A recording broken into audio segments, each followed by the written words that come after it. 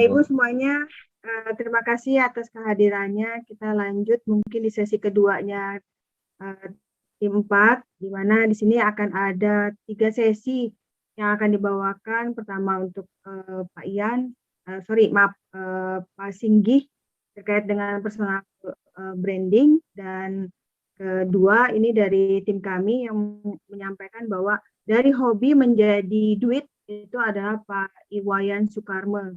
Dimana beliau itu punya hobinya cukup kreatif menurut saya, karena dari barang yang tadinya kelihatannya tidak menarik bahkan menjadi menarik dan nilai uangnya cukup tinggi juga gitu. Nah, untuk sesi ketiga itu ada dari Pak Lintang, terkait spesialisnya Pak Lintang untuk menyampaikan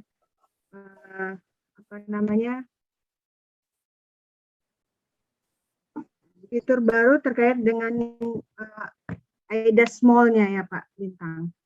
Mungkin untuk lebih lanjutnya kita coba mendengarkan apa yang ingin disampaikan oleh Pak terkait dengan personal branding. Tapi sebelum ke Pak Singgi, kami dari tim 4 mengharapkan adanya sepatah dua kata dari Pak Ari untuk kami, Pak. Monggo untuk waktu kami persilakan. Terima kasih. Assalamualaikum warahmatullahi wabarakatuh. Waalaikumsalam warahmatullahi wabarakatuh. Alhamdulillah Rabbil alamin. Wassalatu wassalamu ala asyrofil anbiya'i wal mursalin. Alhamdulillah rabbil alamin. Teman-teman, saya ini orang yang paling gembira karena dari tidak ada pertemuan sekarang sering ada pertemuan. Jadi, tambah teman, tambah pengetahuan, tambah semuanya. Jadi menurut saya mari kita bangkitkan lagi amarah kita untuk mengembangkan, amarah untuk mengembangkan manajer klub ini, kita amarahkan supaya membara kemana-mana. Nah, siapa yang membarakan adalah sahabat-sahabat semua. Nah, tadi siang saya ketemu teman-teman dari IGM di acara pernikahan Pak Amrius. Mereka sangat happy dengan adanya manajer klub ini dan mereka tadi bisik-bisik ke saya juga, Pak Bobi, ada semuanya, Pak Joko. Ini harus lebih dibesarkan lagi manajer klub. Supaya apa? Supaya jaringannya tambah dahsyat. Supaya apa? Sharing ilmunya tambah dahsyat juga, karena semakin banyak teman-teman bergabung, semakin banyak juga yang akan sharing ilmu pengetahuan. Karena ilmu pengetahuan satu-satunya merubah cara pandang kita. Nah, alhamdulillah sampai sekarang meskipun kita masih agak tertatih-tatih dikit-dikit, tapi alhamdulillah lancar. Dan program-program dari AIDAS dan manajer klub nanti mudah-mudahan akan menjadi lebih baik dan lebih baik. Itu aja yang saya ingin sampaikan. Kalau bisa nanti Pak Ian, teman-teman semua, manajer klub ini ada organisasinya, dipilih ketuanya siapa, sekretaris siapa, dan sebagainya, sehingga nanti akan menjadi organisasi yang bagus. Jadi tahu jawab semua. Jadi siapa ketua manajer klub, siapa sekretaris manajer klub, nanti ada organisasinya gitu Pak, insya Allah. Ya. Kalau ini ada dahsyat ini Pak, insya Allah. Okay. Saya kira itu penting. Satu, saya selalu bertekad Bismillah, Bismillah, Bismillah. Mudah-mudahan Allah izinkan semua kita bersahabat, bersilaturahmi, dan yang paling penting adalah saya berharap sahabat-sahabat ini dapat manfaat dari silaturahmi ini. Saya tahu itu ada Pak Berry, ada semuanya, nggak salah sebut satu persatu, tapi alhamdulillah bahwa ini berkontribusi. Ada yang bilang, wah saya ikut manajer klub, ikut training Pak Ari berguna, alhamdulillah. Ya, jadi mudah-mudahan bermanfaat semua. Saya kira itu aja celotehan, bukan sambutan, ini celotehan saya. Baik Bapak Ibu, kita akan langsung saja mulai. Ini pakai, nah, boleh saya share pakai screen saya ya. Oke. Bapak Ibu, kami dari grup 4 ya, kami mewakili dari Arsa Consulting dan juga asosiat dari beberapa lembaga training, termasuk nanti yang terbaru masih disimpan nih, kata Pak Ian nanti dulu gitu kan. Dan silahkan bagi Ibu dan Bapak apabila ingin mengadakan pelatihan secara soft skill, nanti bisa menghubungi kami, grup 4, ya, atau bisa menghubungi rekan-rekan di BOM ataupun Pak Ian di AIDAS. Nah, ya, outbound juga oke lah. Nah, ini awal-awal tahun mau ada meeting, pertemuan untuk motivasi atau adjustment, atau mau corporate culture, atau mau hipnoterapi, bolehlah kita berbagi. Baik, langsung saja. Kami ucapkan selamat datang kepada para peserta pada, saya nyebutnya pagi hari ya, semangatnya pagi hari, tapi saya sebutnya malam hari ya. Selamat datang kepada para peserta pelatihan, selamat datang di pelatihan yang istimewa ini, Managers Club Grup 4. Tepuk tangan untuk semuanya. Oke, nah Ibu dan Bapak, untuk tema kali ini ya, kami akan mengambil tema tentang personal branding. Tentu Bapak Ibu tidak asing. Apa itu personal branding atau citra diri? What is personal branding? Sebelum kita ketahui jawabannya, kita saksikan terlebih dahulu tokoh-tokoh berikut ini. Nah, siapakah beliau Ibu dan Bapak? Ada yang tahu? Elon Musk. Siapa yang tahu? Elon Musk. Betul sekali. Siapakah Elon Musk itu? Pendiri apa? Mobil. Ya, mobil apa, Pak? Tesla. Oke. Apalagi? Beliau juga yes. Ya, ini Elon Musk, betul sekali. Beliau adalah CEO dari Tesla, kemudian juga beliau CEO dari SpaceX, dan beliau juga CEO dari Boring Corporation. Boring Corporation itu yang mendesain Hyperloop. Ya. Nah, kita lihat, betul sekali Elon Musk. Nah, siapakah beliau? Nah, Elon Musk ini sejak SMP, ya, dia sudah sering mengalami perundungan, dibully. Karena saking visionernya, imajinasinya itu melewati batasan orang-orang di sekitarnya. Khususnya mengenai luar angkasa. Ya, bahkan beliau sudah menciptakan games tentang pesawat luar angkasa yang dengan meledakkan dengan bom hidrogen dan sebagainya. Itu di usia remaja. Nah, yang terbaru yang bikin heboh, beliau juga founder Neuralink yang berencana ingin menanam chip di kepala manusia. Jadi dengan membayangkan saja, dengan memikirkan saja, maka barang-barang elektronik atau robot itu bisa bergerak dengan sendirinya. Dan ini sudah dicoba di simpanse. Dan insya Allah tahun 2022 ini dia akan mencoba diterapkan di manusia. Selain itu, Elon Musk ini adalah orang terkaya nomor 1, Pak. Ibu ya, nomor 1 untuk tahun 2021. Beliau orang terkaya. Sebelumnya, ya ini Elon Musk. Sebelum, nah ini Elon Musk ya, Hyperloop. Kalau Hyperloop tahu ya Bapak Ibu ya, dia menciptakan sebuah terowongan, di mana di dalam itu ada sebuah kapsul untuk transportasi. Nah ini Kang Lintang pasti sangat tahu banget. Jadi Hyperloop itu menggunakan gravitasi dan tekanan. Jadi sangat cepat sekali. Kecepatannya bisa lebih dari menyamai kecepatan dari pesawat terbang. Nah, beliau orang terkaya saat ini tahun 2021. Nah, yang kedua, siapa beliau Bapak Ibu? Ada yang tahu? Siapa beliau? Beliau ini yang memiliki supermarket online terbesar. Ya, betul sekali. Jeff Bezos. Ya, Jeff Bezos ini sebelumnya orang terkaya nomor 1. Sebelum karena dia cerai, hartanya dibagi 2 dengan istrinya, maka nomor 1 naiklah Elon Musk tahun 2021. Nah, Jeff Bezos ini memulai Amazon.com ini awalnya dulu dari jual beli buku.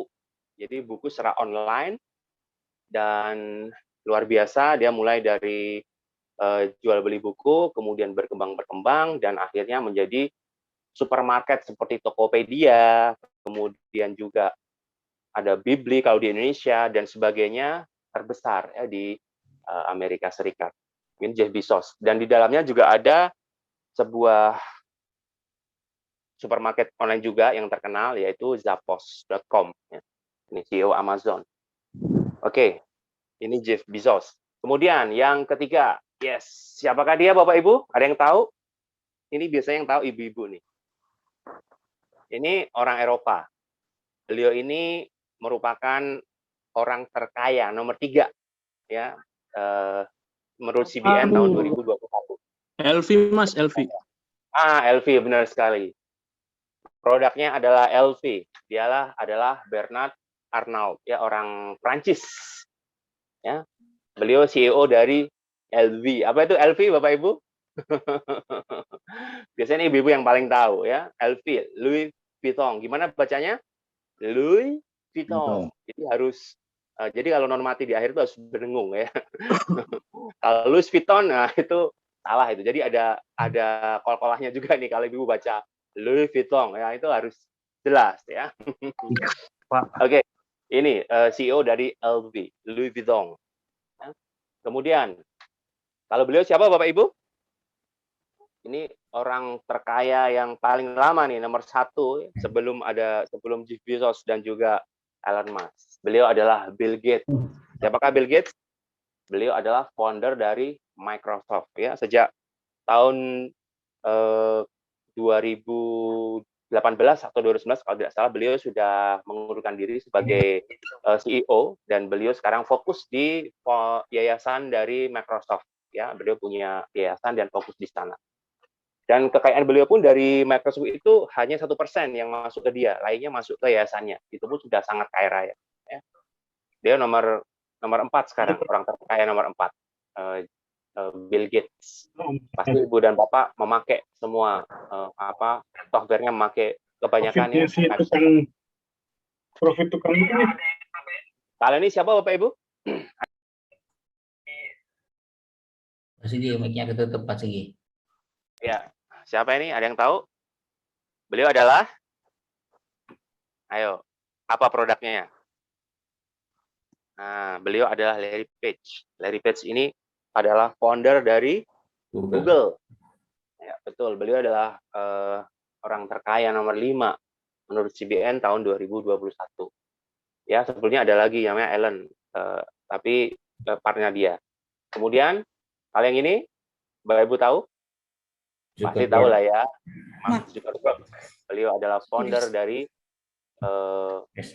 FB, dan juga aku mengakuisisi dari WhatsApp dan juga Instagram. Ya, luar biasa. Hadir Bapak. Oke, silakan Pak Karna. Cerita Baik. dong. Sebenarnya kami bukan pemakalah atau sebagai narasumber, bukan. Kami di sini ingin berbagi pengalaman begitu dari teman-teman, sahabat, manajer klub semuanya. Selamat. Intinya seperti apa yang saya sampaikan tadi, bahwa kami ini bukan sebagai narasumber. Sebenarnya ini kaitannya dengan makalah yang disampaikan oleh Bapak Singgi yang lalu, dan sekarang pun juga bisa masuk di dalam makalah beliau tentang personal branding, kan begitu. Berarti kami mencoba untuk berbagi pengalaman. Yang pertama adalah bagaimana hobi kita itu bisa menjadi suatu hasil yang tujuan utamanya adalah untuk membahagiakan diri. Itu pertama. Ya sudah barang tentu kalau kita sudah bahagia, duit itu bisa mengikuti, begitu. Awal daripada kami melakukan suatu hobi ini mungkin ada latar belakangnya, begitu Bapak. Baik. Awal dari kami melakukan jaringannya adalah didasari oleh merupakan suatu hiburan di sela-sela kita melakukan tugas pokok kita sebagai karyawan. Sudah barang tentu kita bekerja di kantor cukup lelah gitu ya. Dengan adanya melakukan hobi ini, kita bisa merepres kembali tenaga kita, pikiran kita, sehingga kita bisa terhibur. Itu intinya yang pertama, yang kami melakukan suatu hobi. Jadi tujuan utama, di goal yang kita sasar itu adalah kebahagiaan. Itu aja. Kemudian di dalam setiap kita melakukan hobi kita, mungkin didasari pertama kita berapa lama kita menjadi suatu karyawan, kan itu. Kita sudah buat suatu perencanaan, begitu. Berapa lama kita sudah menjadi karyawan. Kemudian usia kita berapa, ya, begitu kan? Usia kita berapa. Kemudian lama kita pensiun berapa hari lagi. Nah, dari itulah kita mulai menyusun suatu hobi yang sekiranya bisa mendukung di masa pensiun kita, begitu. Dan mungkin ini saya bisa sharing kepada rekan-rekan semua maupun sahabat Leader Club. Kami merintis hobi ini mungkin ada lebih dari 14 tahun, Pak. 14 tahun dari kesukaan kami terutama untuk otomotif, di Vespa dan PW. Nah, kenapa kami memilih itu? Karena itu dadu pertama itu saya suka karena dari unik dan klasik. Unik dan klasik itu berbeda dengan kendaraan-kendaraan yang lain, begitu. Jadi itulah inspirasi kami mencintai itu. Kemudian mungkin Bapak saya bisa perkenalkan lebih lanjut, Pak. Ini nama saya Wayan Sukarma. Hobi saya koleksi Vespa, koleksi sama kolekdol, Pak. Kolekdol artinya kolektor dijual, artinya bahasa Jawa kan kolekdol. Seperti itu. Kami bekerja di Indofarma, di GM, ini tugas pokok kami, tanggung jawab kami, kehidupan kami yang utama adalah di sini, fokus kami kerjakan di Indofarma, gitu. Kemudian kami sekarang berstatus sebagai kepala cabang di Kupang, kemudian kami sendiri di Kupang, keluarga masih ada di Bali. Nah, salah satunya untuk menghibur kami selalu ingat dengan Vespa, walaupun lewat media sosial. Kemudian kami juga bergrup berteman di media sosial seperti grup jual beli, grup dari pencinta daripada penghobi sesama Vespa, begitu. Kami di sini kenal dengan Aidas, ikut training medical skill angkatan IGM khusus tahun Agustus 2021. Ya, tapi seperti yang tadi sampaikan adalah koleksi kami adalah Vespa dan PW, seperti itu. Baik, Bapak, sebagai tambahan, ini kok kelihatan sudah ya koleksi saya. Banyak. Ini salah satu koleksi-koleksi yang saya punya. Barangkali itu yang paling bawah itu adalah stok, Pak, stok untuk tahun pensiun saya. Itu barang-barang yang masih bahan-bahan. Kalau sedangkan yang itu di atas siap untuk dijual. Nah, ini ada suara mesin Vespa. Kalau secara suara, kemarin kami ada pengalaman dengan Pak Ari Gunawan. Bapak Ari sebagai salah satu penghobi Vespa juga, beliau terkenang dengan suara Vespa itu karena beliau dulu waktu masih menjadi medrep, beliau selalu menggunakan ini motor sebagai tunggangan beliau. Nah, ceritanya begini, ada cerita klasik juga dengan Pak Ari Gunawan. Kemarin saya punya upload jual beli Vespa, kemudian beliau pas melihat kami juga di FB, kami jual Vespa, kemudian mau nelpon saya, Wayan, saya pingin Vespanya Wayan, gitu. Tapi saya sangat mengecewakan beliau, karena kenapa? Maaf Pak, Vespa kami sudah laku. Sampai begitu. Kemudian Pak Ari begini minta, Wayan, tolong kasihkan saya Vespa satu yang bahan juga tidak apa-apa. Saya mau, kemarin saya beli Vespa yang dari Vespa baru ya Pak. Itu assembling dari Taiwan Pak. Itu secara mesin memang mesinnya seperti motor Jepang. Itu tidak mau begitu Pak. Nah, suara yang dikatakan oleh Pak Ari. Seperti ini. Nah, seperti ini suaranya. Pak Ari, langsung saya belikan Pak Ari. Mohon maaf Pak Ari, ini saya punya bahan Pak. Bahan. Jadi kita tampilkan Pak slide-nya lagi satu Pak. Vespa yang dibeli oleh Pak Ari Pak.